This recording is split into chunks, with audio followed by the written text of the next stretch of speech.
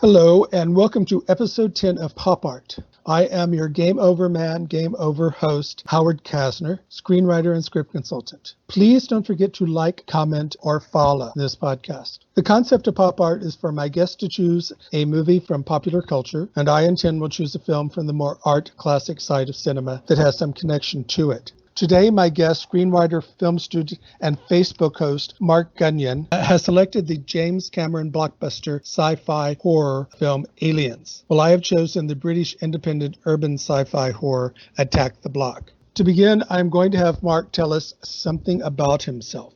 Well, I went to film school at Northwestern in Chicago I've been making movies since I was 12 or 13 years old, Super 8 and stuff like that. And then when I got out of film school, I had kind of a diversion into rock and roll for a while. I finally started my day job for the last 25 years. I named things, products and companies and stuff. Wow. That's a fun job. But about 7 years ago, I started finally, after getting my film degree in 83, I finally started trying some screenplays. I'd always wanted to do it. And now I'm at a place where I've got 7 finished features.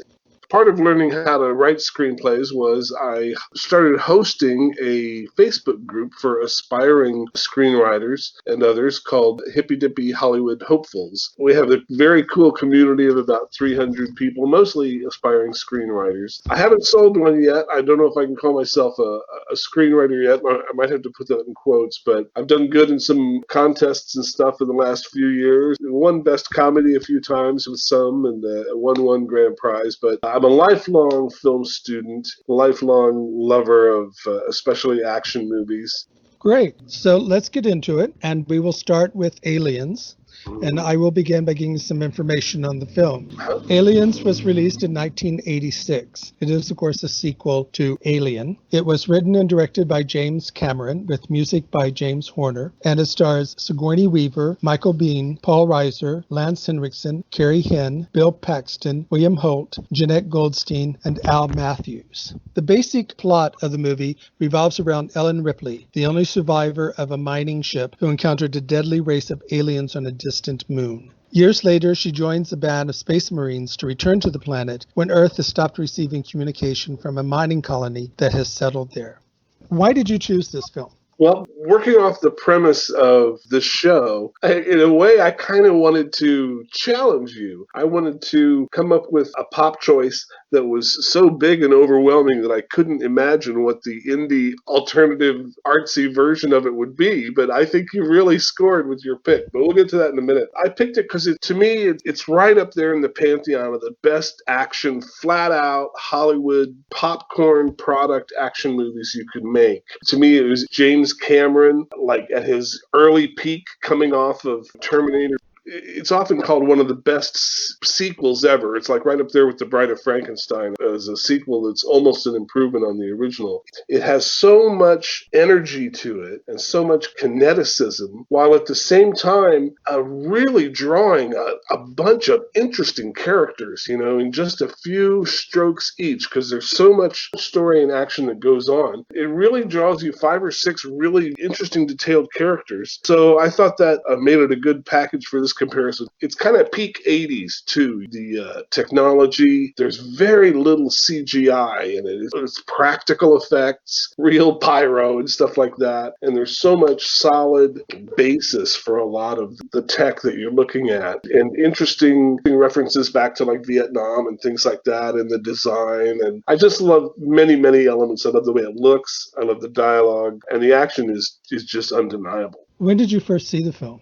I saw it in its first run in 86, which is unusual because at that time, it was one of the most broke times of my life. And to go see a first run movie, it really had to be, I think it was that and Purple Rain were the only movies I saw in first run in the 80s. But this was one that I saved up my $8.50 to go see. I was in San Francisco. And so I got to see it in one of the great big old, I think it was the one on Van Ness, the AMC theater at the time. They call it the stack of phone booths. So I got to see it in full on, big screen, big sound, and a jammed audience, which is good for that film, I think. What did you think of it when you saw it again recently? Do you think it still holds up, or did you change in any way that you felt about it? No, well, the only kind of evolution in my thinking, because I saw it twice in the past week. I've had it around, though. I've had like a VHS copy since it came out. It's a movie that I see probably every 2 or 3 years. And kind of before I got into this analytical look at it, it's one that I thought was, I had it in my head that it was overlong, that the second act was a little long. In reviewing it this week, maybe after, I don't know, writing screenplays, it really seems taut to me now. It doesn't feel overlong at all. I absolutely think it holds up. The effects hold up. The design of it still works. The thing about science fiction is you can almost always tell in what year it was made because the hairstyles don't get updated properly. You see a 50s science fiction movie and the women have 50s hairdos. If you see a 70s science fiction movie, there's 70s hairdos. But Aliens is so lean, and the militaristic bent helps that a lot. I definitely think it holds up and would recommend it to any fan of action or horror. I was like you. I saw it when it first came out. I was in Chicago at the time, out of college. I also very much liked the film. I also thought it was better than the original, as much as I liked the original. And the original was a real surprise. I think people went to the original not expecting it quite to be as good as it was or quite to be what it was, because it was more than just a science fiction movie, sort of like Aliens. It was also a commentary on capitalism and greed and how workers are used, things of that nature. It was for a big sci-fi film. Alien, in many ways, was a very small, big sci-fi film. And Aliens, of course, is much, much bigger. I love the film. It was one of my top 10 movies of that year. Seeing it again recently, there were a few things I noticed. Well, actually, there was one thing that I noticed even from the first time. And I have to say this. The movie succeeds in spite of a major, major, major flaw in the plot. The flaw is that they leave this spaceship, the battle cruiser that they arrived on, in space without anybody on board. And that's just not going to happen. When they're down on the planet, the fact that they have to have the robot bring the second dropship, you mean? Right. If you think of World War II, if some sort of cruiser comes up to an island and they send soldiers on board to that island via a dinghy or a motorboat or something like that, they're not going to send everybody. Somebody is going to stay on that cruiser. That's true. That's very true. It never occurred to me. And in many ways, I'm going, this movie is great in spite of this huge major flaw. It somehow manages to make you totally forget this. That's absolutely true. This plot issue. This time round, I still enjoyed it very much. I think it's very exciting. I think it's very good. I was more, I think, responding to Cameron's visual style than other things. I think I do disagree with you with the dialogue. This time I noticed that the dialogue is kind of not particularly imaginative. It's a little flat. Cameron was never very good as a writer. He's much, much better as a storyteller and visual stylist. The plot itself is very smart and very intelligent, very well thought out. And the movie is almost too intense. I'm not sure I enjoyed it this time as much in the beginning because it is just so intense. It is. It never lets up. It is the accelerators going down every minute practically. Yeah. And the characters are strong enough and they're well acted enough and they're well developed enough. That makes it even more intense because it's not as easy to get involved in an intense movie when you could care less about the characters and what happens to them. But when you have characters that you really do care about, that just makes it even more intense.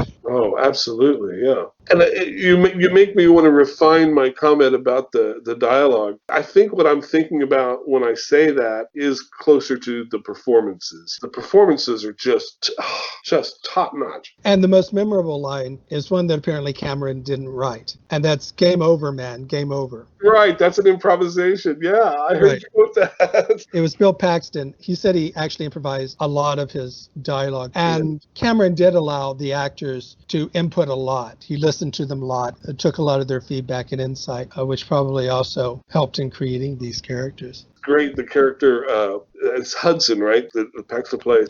You just feel everybody's tension cranking up as he won't shut up. He keeps whining. You were totally there with Ripley and Hicks, just wanting to strangle him. Right. I mean, he's of no help whatsoever. He's right, basically, in many ways, but it's not helping. What are some of your favorite parts of the movie? There's so many moments in this movie.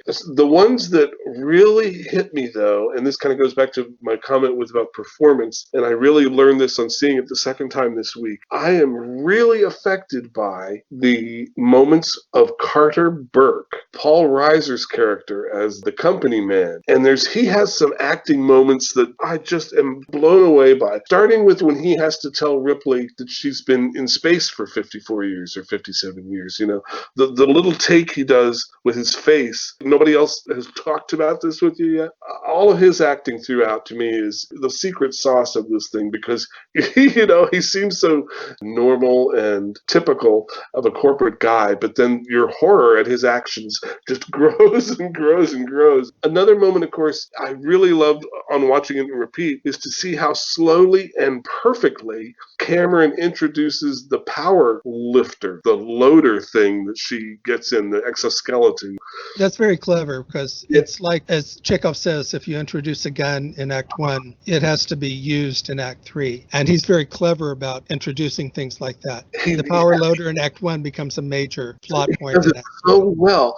I noticed this time you first see it when everybody first assembles on the deck, and it's just in the background. And then there's one guy driving one, and he's loading something. You think, oh, this is Cameron. He's showing off his techno fetish just by having every little thing look up to date. But then the way they set up her character, and of course there's this great class thing within the movie about, all the working stiffs, and that goes back to the first one, and everybody shares and everything. But when she reveals her value, and she says, can I do anything? And Apone says, I don't know, Ripley, can you do anything? And she says, well, I could run that lifter. And the take between Bean and Apone there is great. And I've kind of wondered about that a little bit. Are they looking at each other? In an earlier movie, they would have given each other a look because she's a woman. Saying, Right. oh, a woman can drive that thing? But I think this is something a little different. I think it's more like, the former flight officer.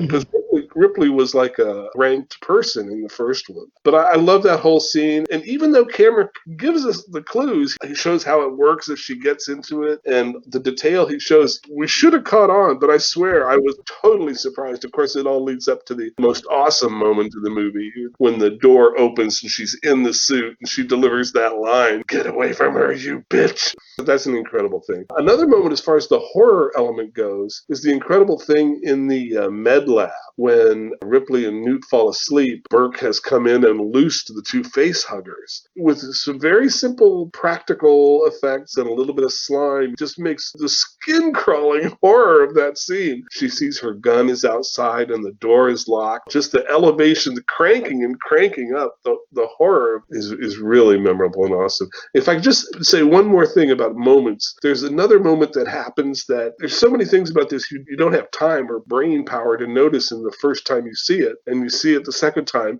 and he has slipped it in so well. And that is when, after she's burned the eggs in the hatchery and she's carrying Newt out, she gets to the two elevators, and the elevators are numbered, number 1 and number 2. And just like any human being would do in that situation, she punches both buttons and she repeatedly slaps 111, 222, 122, like that. So your mind totally accepts it. When the Queen comes out of number 2 later, your mind goes, yeah, of course, because the elevator came down there. And similarly, when Bishop is taking the dropship off and they've just loaded in, the way the foot catches a little bit on a piece of metal when the gear is still down before it can break free, gives your mind just that little instant when you think back about it. Oh, yeah, that's where the Queen climbed in because they were stuck for a second. And all great highlights, that's certainly for sure. I think it's interesting when you were talking about Ripley's relationship with Alpo. There is an interesting male-female dynamic throughout the whole film. In Alien, you have both male and female people working on this ship. They're pretty much treated equally. Everybody can do their job. Nobody questions the ability of a woman to do the job. In this one, they sort of do constantly question the ability of a woman to do the job in a way. And Ripley keeps telling them or showing them, and not just her, but Vasquez as well, that they're more than able to handle everything. And it's sort of like a series of men mansplaining things. Yes. to the women, and the women saying, you don't need to mansplain this, we're better at this Right. than you are, until she finally convinces everybody that she's actually the best person for the job and she's their only hope for getting out of there. Well, you probably know the secret ingredient of why that relationship worked in the first film, right? The part of Ripley was written as a man. That's right. And so I those think weren't they all men? I think in that's the correct, very early version, and then it changed over time. correct. So that's good advice to screenwriters. Write the parts one way, but don't be afraid to flip the polarity and make for an interesting movie. But you're right. The second one, Aliens, I mean, you're right. It's scene after scene like that. Even with the people before they go, when the corporate guys are there, she just keeps telling everybody you're all going to die. And then I think there's also, I think you sort of hinted at it, but there is sort of the start of a sexual tension and romantic feelings between Ripley and Hicks that is hinted at, but of course can't be fulfilled under the circumstances. They're a little distracted right now. It is interesting, though, that I believe Hicks was one of the survivors. And then in Aliens 3, which my personal opinion is they blow it from the opening scene and it never recovers by having everybody die except, I guess, Sigourney Weaver and Bishop, who is a AI. Massively beloved characters. Hicks and Newt are both like dead at the start of 3, right? My first thought was, well, you just made Aliens 2 completely unimportant. Nothing that happened in Aliens 2 is of importance now. You've just contradicted everything you set up.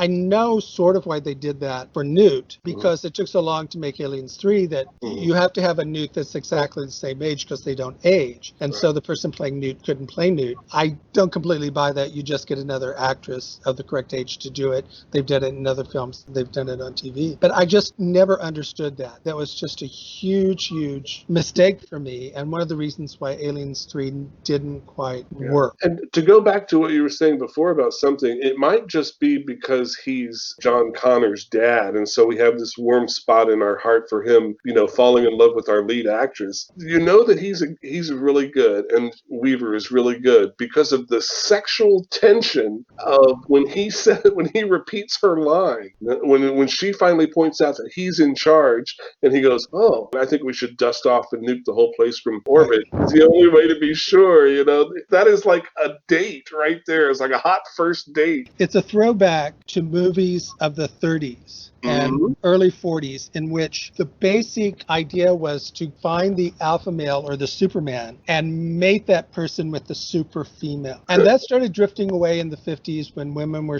more and more starting to be portrayed as neurotic if they were too strong. And then men started being portrayed as neurotic in the 60s and 70s. And we got away from the idea of the Superman and Superwoman. But here in Aliens, we have the reemergence of the Superman and the Superwoman, especially the reemergence of the Superwoman. And this was a huge contrast to much of how women were portrayed at this time, and a huge contrast to two of the ugliest portrayals of female at the time, Network and One Flew Over the Cuckoo's Nest. I mean, brilliantly acted, but horrible portrayals of women. Then we have Terminator and we have Aliens, where suddenly now we have two strong women that are not put down because they're women trying to do a man's job, or as a woman trying to control men. And that's also another interesting element of Aliens is the overpowering estrogen vibe of it, with Ripley at the center, and then Newt and Ripley, most unlikely candidate to get to play a mother.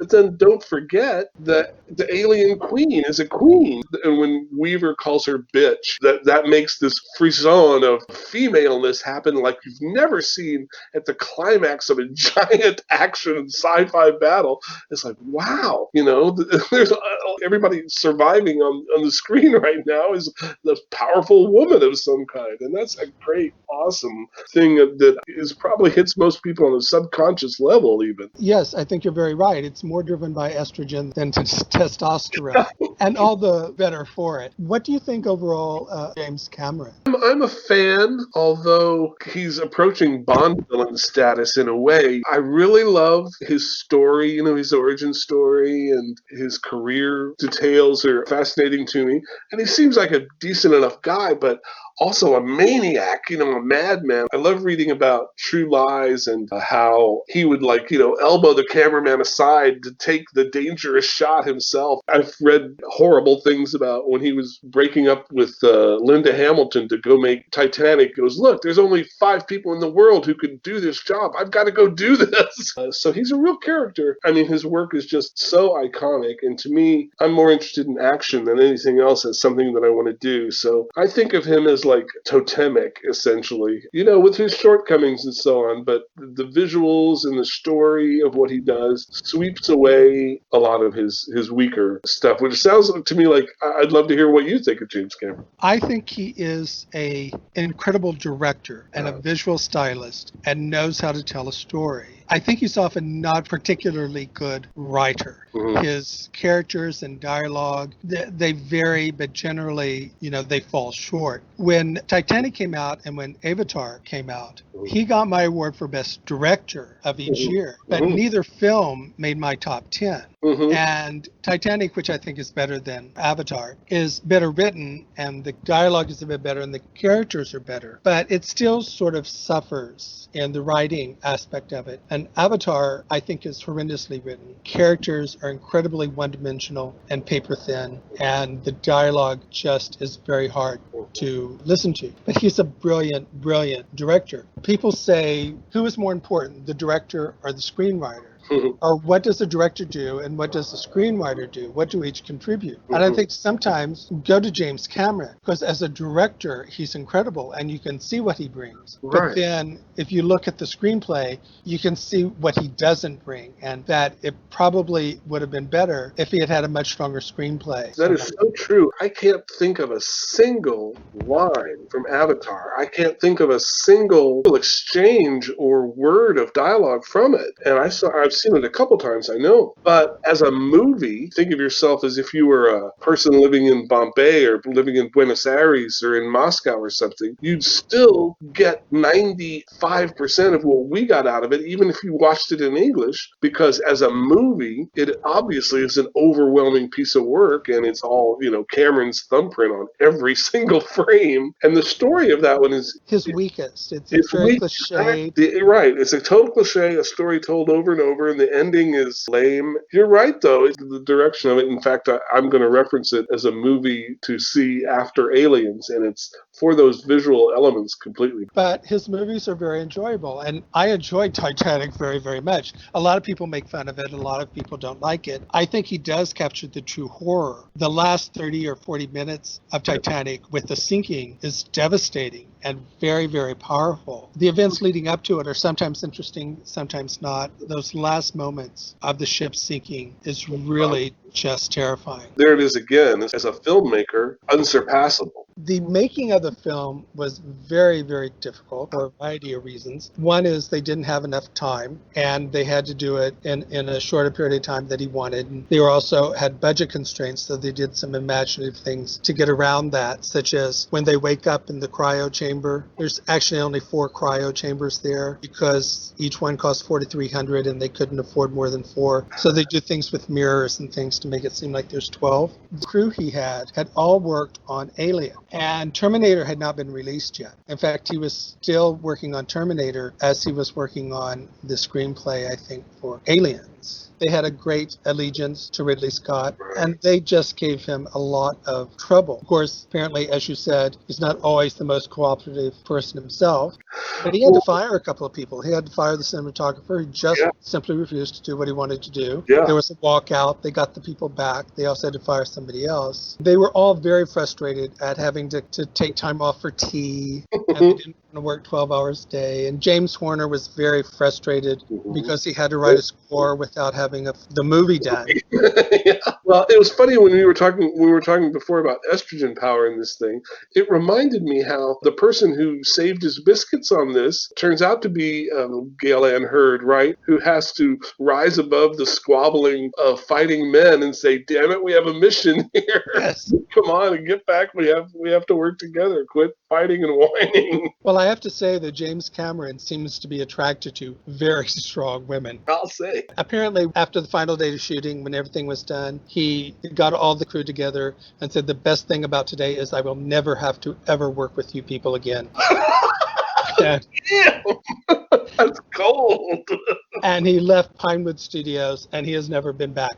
Some final notes. It got 7 Academy Award nominations, Best Actress, Film Editing, Art Direction, Best Original Score, Best Sound Effect Editing, and Best Visual Effects. And it won the Sound Effects Editing and Visual Effects. Sigourney Weaver is the first woman to be nominated for lead actress in a sci-fi. I believe Close Encounters came before this, and there was a supporting actress nomination from that one. The Alien set was not dismantled and was used for Axis Chemicals in the movie Batman. It was the 7th highest grossing film in its opening in North America. Of course, it got a lot more worldwide and overall. It cost $18 million to make, and it made $180 million. Jeez, that is the sweet spot right there. That's the producers I'm looking for. With that, let's proceed to my choice, which is Attack the Block. Great. First, some information on the film. It was written and directed by Joe Cornish. It stars Jodie Whittaker, John Boyega, Alex Esmail, Franz Drama, Leon Jones, Simon Howard, Luke Treadway, Jermaine Hunter, and Nick Frost. The basic premise revolves around a teenage street gang who have to defend themselves from predatory alien invaders on a council estate in South London on Guy Fawkes night. So again, let's start with, when did you first see the film? This is funny because as soon as it came out, I heard things about it that were really appealing to me, and I bought the DVD not long after it came out, but for some reason, I kept pushing it off my list to see, and really only saw it for the first time just a month ago. So it's a sort of a coincidence. Exactly. Yeah. When you picked it, I was like, oh, perfect. And what did you think of it when you first saw it? Oh, I was knocked out. I really loved it. I had a prejudice against it. This might have been why I didn't look for so long. I thought that I wouldn't be able to follow the language or kind of the social setting of this gang of kids. You know, I thought that was going to be really alien to me and hard to follow. But no, I was knocked out by it. And I loved the monsters are so scary. I love the underplayed way they present the monsters and everything. I love the contained feel of being in this housing block, the great up and down stairways and causeways and bike paths. It's so similar, really, to these spaceships and alien colonies on the Alien movies. But I also loved the dialogue, again, in the characters and acting. By the dialogue in this case, I loved all the slang and trying to ride along and keep up with the slang and deciphering it. It sounded really teenage rhythms. I guess he recruited a lot of the actors from drama schools from blocks like that and from neighborhoods like that. Right. But it was fun to hear the way he says fam all the time. It would take to be short for family when he's referring to the gang. Ninja. I just love the way they talk. But that combined with these great monsters. And then the plot reveal that happens when they go into the drug room, that just made it click for me. That was just brilliant, I thought. And again, it's going back to our estrogen testosterone theme for this show. So yeah, I was really impressed. Really liked it. Really enjoyed it. It seems like it's going to become an annual for me. I saw it when it first came out. It was at a time when, you're always looking for that film that is not the big film, that it's an independent film, doesn't necessarily get the big push that others do. I don't know whether a lot of people saw it at the time. I got the feeling that not a lot of people did in the U.S. I think it did much better in England than it did in the U.S. I think it got a little lost here. But I was very impressed by it for many of the reasons that you say. The character and dialogues are so rich. It's a cross-section of people. It's not just people that are only from the block there. It's a different races, of different backgrounds, different economic background.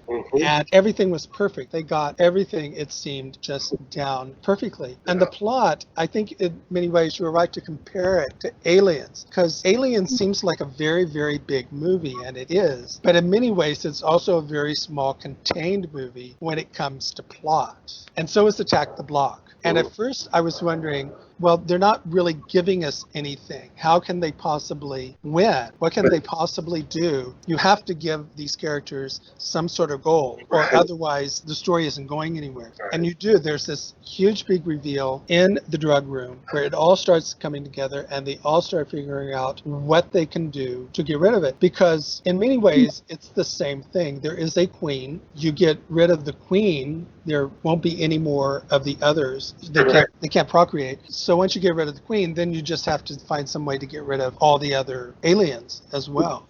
And the way that reveal with the light is so great. And it's funny because that also backward looking in two ways. It looks back over the story, and everybody who got killed on the way is explained by whether or not they came in contact with this thing. And there's also this element of the monsters are just so out of control because of the pheromones. It adds to their madness and threat. It's they're not just horrible monsters, but they're horrible monsters in heat. Right. You don't really have any control over, and they don't have any real control over themselves either.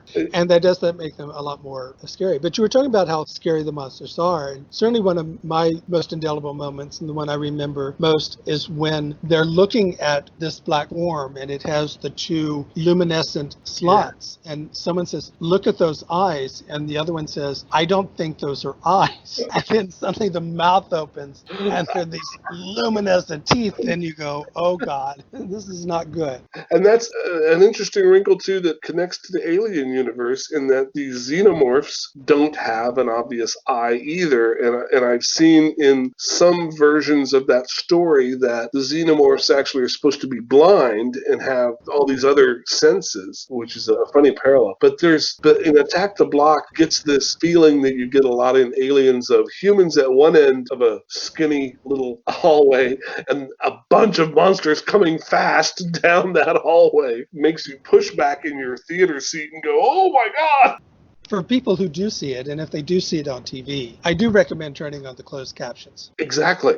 They did consider releasing the film in the U.S. with subtitles. Yeah. And I think they showed it to some audiences first, and the audiences said no, they were able to follow it well enough. And when I first saw it, I was able to follow it and understand what was going on. This highlights one other thing. I did turn on the captioning just to get past my little reservation about that. I think I would have been fine without it, but it really did help. But this reminds me of one other thing, and I can speak from my day job about this movie and about why it might not have done better here. I think it's a terrible title. It is. It's not the best title, I agree. And I wonder if they lost 25 or 40% of potential audience because it seems like it's going to be a gang fight movie or a cop versus gang movie.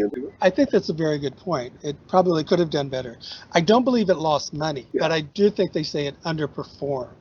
I do agree that the acting is excellent. He really found very fine actors to be in the story. And yes, he did go to Council Estate schools, people who were in acting classes and drama classes. I guess they had to audition like 9 times because he wanted to make sure they would actually committed and would keep coming back and would actually go through with doing the movie. Is this Boyega's first movie? I did not check, but I think it is. Wow. And of course, as many people may know, Boyega went on to play Finn in the Star Wars, the last trilogy, and caused a lot of controversy when it was revealed that he was a stormtrooper. I remember that got really ugly on Facebook. A great performance here, though. The way he is the natural leader and the improviser and fierce with his samurai sword and everything, but just great to see.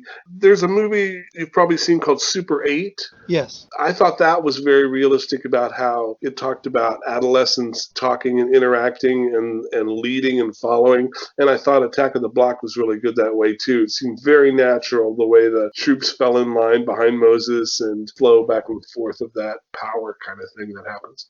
Why do you think that most alien films, not all certainly, but most alien films present aliens as so negative? And you're not talking about the Alien series. You mean sci-fi with monsters with aliens. Here, Attack the Block, Aliens, War of the Worlds. The vast majority of them seem to see aliens as, if they come here, they're going to do nothing but destroy us. Right.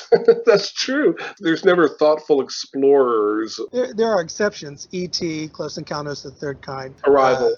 Things like that. There are exceptions. most of them just seem to be portray aliens as people Racist. that are here to get rid of us. It's interesting in Attack the Block that their explanation for that was I don't know how the kid got this idea, but he described them as spores floating through that. I thought that was interesting that they weren't even a civilization or something like that, but it kept them on an animal level exclusively. Where versions of War of the Worlds, they usually have to split the difference. They have this great technology, but then once they come out, then they still just want to eat people. So. Yeah, all they'd want to do is destroy this world. And I think it's interesting if you ever saw the remake of The Day the Earth Stood Still. It's very interesting when Kathy Bates comes and talks to Keanu Reeves. Keanu Reeves asks her why she is assuming that he is there for bad reason. And she says every time in the history of the planet Earth, when one civilization goes to another, it's bad news. So there's no reason to assume that when aliens come here, they're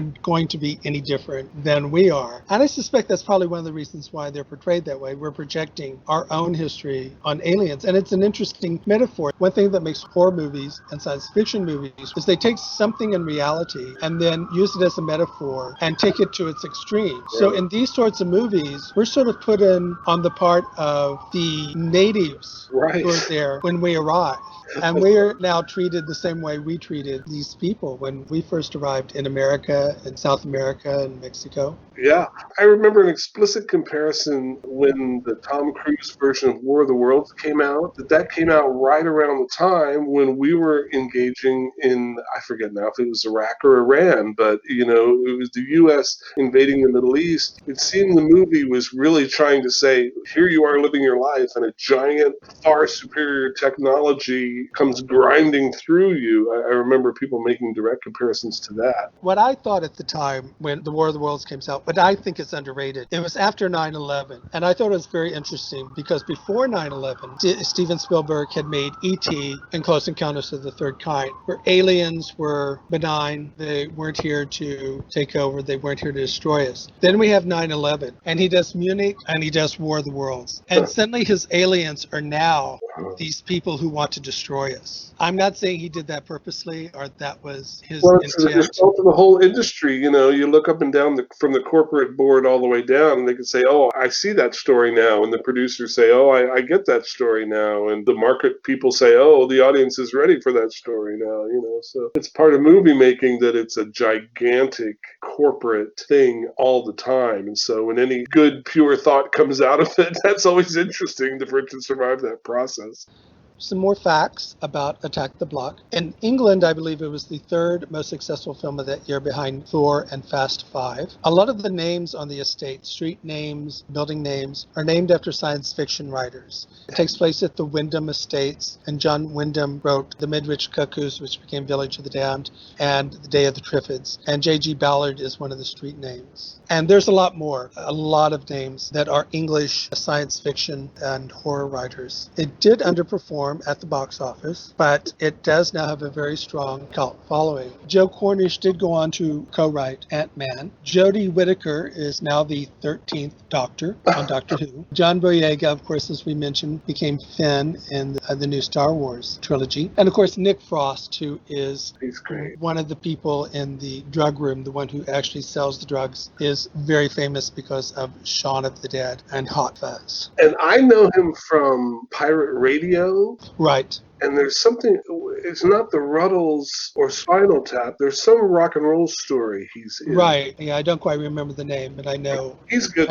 I haven't seen that. Yes, he's a very good actor. So in closing, I asked you to pick one or two films that you might recommend that are in the same vein of aliens. One of them we touched on already, and that was Avatar, for a lot of the reasons of seeing peak technology and a director-writer who can get anything he wants in the world. Avatar is a really incredibly immersive movie, but I agree with my host here. You could just about bring your radio and listen to NPR while you watch it and not miss any. As movies go, it is an incredible visual thing. Another movie, I was trying to think of another reference to aliens, and this kind of goes back to the first Alien movie too. A movie that was widely hated, a movie that really bombed, a movie that killed off a franchise, I believe, but I think has a little element that echoes in here, and that's World War Z. with Brad Pitt. Did you see that? Yes, it did very well at the box office. Oh, did it? I thought it didn't do that well. No, I think it did very well. You are right. Some people did ridicule it. I thought it was one of the smartest movies Yeah. of the year. And I think there is supposed to be a sequel. My choice is going to be Invasion of the Body Snatchers because in many ways it has the basic setup of Attack the Block. It is also about spores traveling through space. They land on a planet and they take advantage of whatever is there on the planet to multiply until they take over the world. And then when the planet is no longer hospitable to them, they take off for another planet. This was in the 1950s, I want to say 1956. The sequel came in the 1970s. I think the sequel or remake, it's kind of hard to say whether you consider it a sequel or remake because, for one thing, in the remake, McCarthy, the lead, shows up in the remake at the beginning, shouting, "You're next, you're next." Yeah. I think it's better than the original, though I like both very much. I also recommend, I believe it's called Body Snatchers, which is the third version. Abel Ferrara? Yes, that takes place at a military base. I've not seen Invasion. It got such horrible reviews that I didn't bother seeing it. So I recommend all three Invasion of the Body Snatcher movies. In closing, what should we be looking for, or what are you working on now? I have a 2 or 3 ideas in development, but I can only say that I've got one thing I'm in the middle of. I have a screenplay called The Checkered, and I'm about 2/3 the way through it, a little bit chomping at the end of my Act 2, but it's a screenplay I hope to take out into the world and chase into some contests next year. I'm from an automotive family from Indianapolis, a story that just takes all of the legends about cars from my family and weaves them into a fictionalized kind of decades-long family drama. Well, this sounds very good. This sounds something to look forward to. As for me, I'll go through my usual litany. Please. I am a screenplay consultant, and I have a Facebook page, Howard Kastner, Screenplay Consultation page. I have a blog, Rantings and Ravings, which deals with subjects of screenwriting and movies. I have published 2 books of short stories on Amazon, The Starving Artist and Other Stories, and The 5 Corporations and One True Religion, horror, sci-fi, fantasy short stories. The second edition of my screenwriting book, More Rantings and Ravings of a Screenplay Reader, is also available on Amazon. I'm an amateur photographer. You can find that on Instagram. And of course, there is this podcast. The previous podcast, I talked about the movies The Omen and Village of the Damned with Riley on Film. And next week, I'm going to be joined by filmmaker Josh Kim, where we will be talking about Adaptation and Sunset Boulevard, both movies about screenwriters. Screenwriting, that's great. So once again, I very much appreciate you coming on the show. Thank you very much. I had a really great time. I love to talk about movies, and this was a really fun chance. Great. And for my listeners again, please do like, comment, and follow.